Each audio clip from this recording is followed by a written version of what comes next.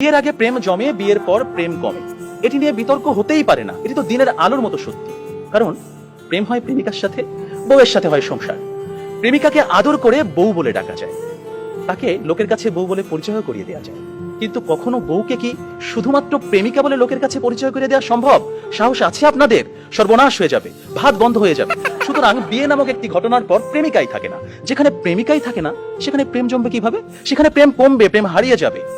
আবার প্রেমিকের দেয়া 2 পয়সার আলতা, কাঁচের চুড়ি কিংবা সস্তায় কেনা শাড়ি, এগুলো প্রেমের সময় প্রেমিকার কাছে থাকে আদরের, থাকে ভালোবাসার, থাকে যত্নের। কিন্তু বিয়ের পর বউয়ের কাছে এগুলো হয়ে যায় চোখের বিষ।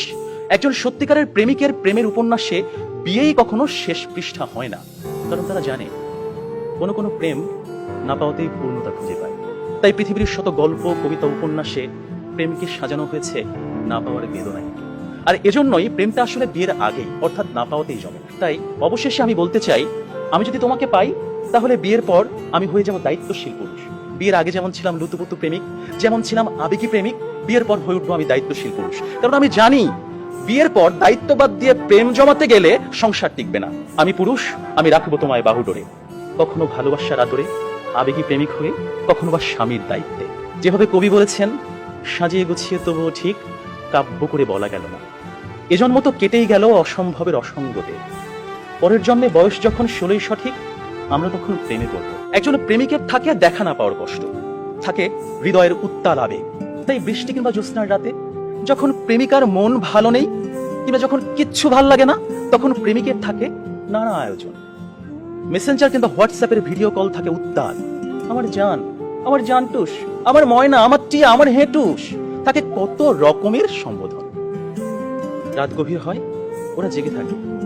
শহর ঘুমিয়ে যায়, ওরা ঘুমায় না। ওদের কণ্ঠে থাকে গান, বুকে থাকে ছন্দ। কমলাবরণ মুক্তি তোমার, চাঁদের মতন হাসি, সত্যি করে বলছি আমি তোমায় ভালোবাসি। পান্তা ভাতে কাঁচামরিচ, গরম ভাতে ঘি, তোমার সাথে প্রেম করিতে আমার লজ্জা কি। অথচ বিয়ের পর হাজারো হিসেবের ভিড়ে পদ্য, কবিতা, ছন্দ সব যায় উড়ে। আপনারাই বলুন, এইভাবে কি কখনো প্রেম জমে? বিয়ে নামক একটা ঠুনকো শব্দ কখনোই কিন্তু প্রেমের বিশালতায় বাধা হতে পারে না। বরং প্রেম হচ্ছে সেই অস্তিত্ব যেখানে প্রেমিক মন জানে জন্ম জন্মান্তরে তুমি আমার।